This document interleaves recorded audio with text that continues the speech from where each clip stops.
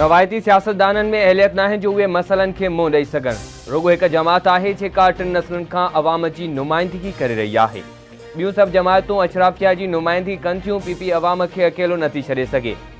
असांजो मुल्क हिकु भेरो वरी ख़तरे में आहे। पीपी चेयरमैन बिलावल भुट्टो ज़रदारी जो डेरा इस्माइल खान में जलसे खे ख़िताब। संदसि चवणु आहे त उन्हनि जो छा थींदो जेकी थधि सबबि इलेक्शन न पिया विढ़णु चाहिनि। 8 फरवरी ते डेरा इस्माइल खान में तीरनि जी बरसाति थींदी। असां पहिरियां बि मुल्क खे मुसीबतनि मां कढियो आहे, ॿीहर असां ई बोरान मां कढंदासीं। अवाम जी ख़्वाहिश तहत कमु कंदासीं। अॻूणे सदर आसिफ अली ज़रदारी जो कोहाट में जलसे खे ख़िताब। संदसि चवणु आहे त पीपी कोहाट खे मेडिकल कॉलेज ऐं यूनिवर्सिटी क़ाइमु करे ॾींदी।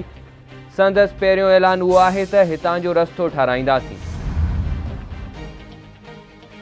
पीटीआई बानी इक़्तिदार वेंदे ॾिठो त मुल्क ते हमिलो करे क़ौमी सलामती खे दाव ते लॻायो ई नथी जो अॼु अदालत मां आयो आहे। मां सम्झां थो त उहो अफ़सोसनाक किरदारु रहियो आहे। असां कॾहिं बि क़ौमी सलामतीअ खे दाव ते नाहे लॻायो। मुस्लिम लीग नून जे क़ाइद नवाज़ शरीफ़ छो हारून-आबाद में चूंड जलसे खे ख़िताब। संदसि चवणु आहे त खेसि पुट खां पगार न वठण ते वज़ारत उज़्मा जे उहिदे तां हटायो वियो। हिकु भेरो न पर 3 भेरा हटायो वियो।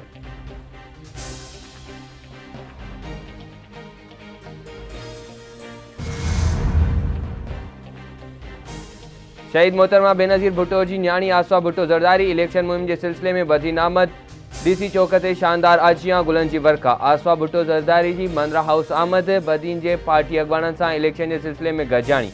आसवा भुट्टो ज़रदारी जो रैली की सूरत में मुख़्तलिफ़ फननि ते कारकुननि खिताब। आसवा भुट्टो ज़रदारी जो चवणु आहे त इलेक्शन में बीठल पीपीए जा मुख़ालिफ़ उम्मीदवार नाकाम नज़र अची रहिया आहिनि। हर पासे तीर हलंदो ऐं पीपीए जा उम्मीदवार कामयाब थींदा। पीपी सिंध में रिकॉर्ड तरक़ियाती कम कराया आहिनि। इक़्तिदार में अची वधीक अवाम जी ख़िदमत कंदासीं। बिलावल भुट्टो ज़रदारी मुल्क जो ईंदड़ वज़ीर आज़म बणिजी नौजवाननि खे रोज़गार ऐं 3 लख घर ठाराए ॾींदो। साइफर केस में पीटीआई जे बानी शाह महमूद कुरैशी खे 10 साल सख़्त फोरे सां क़ैद जी सज़ा। ख़ासि अदालत जे जज अबुल हसनात ज़ुल्करनैन अडियाला जेल में साइफर केस की ॿुधणी कई। पीटीआई जो बानी शाह महमूद कुरैशी अदालत में मौजूदु हुआ। पीटीआई बानी जो 342 वारो रिकॉर्ड बयान बि तहरीक इंसाफ़ पारां अॻवाननि खे मिलियल सज़ा आला अदालतुनि में चैलेंज करण जो ऐलान। बैरिस्टर गौहर जो चवणु आहे त समूरा कारकुन ई पीटीआई खे चाहींदड़ सबुर जो मुज़ाहिरो कनि। सुप्रीम कोर्ट ऐं हाई कोर्ट ते एतमाद कनि।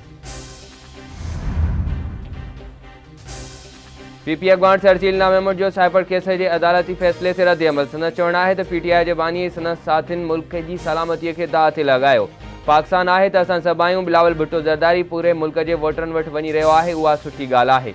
नथा चाहियूं त का बि सियासी जमात चूंडुनि खां ॿाहिरि रहे। मच्छी कोलपुर कम्प्लेक्सिस ते आपघाती बमबारनि समेत दहशतगर्दनि जो हमिलो। फोर्स जी जवाबी कार्रवाई में 3 आपघाती बमबारनि समेत 9 दहशतगर्द मारिजी विया। ISPR मूजिबि फायरिंग जी ॾेवट में 4 सिक्योरिटी एहलकार ऐं 2 शहरी बि शहीद थी विया। 29 ऐं 30 जनवरी वारी राति जो थियल दहशतगर्द हमले जो बि सिक्योरिटी फोर्सिस भरपूर जवाब ॾिनो हो।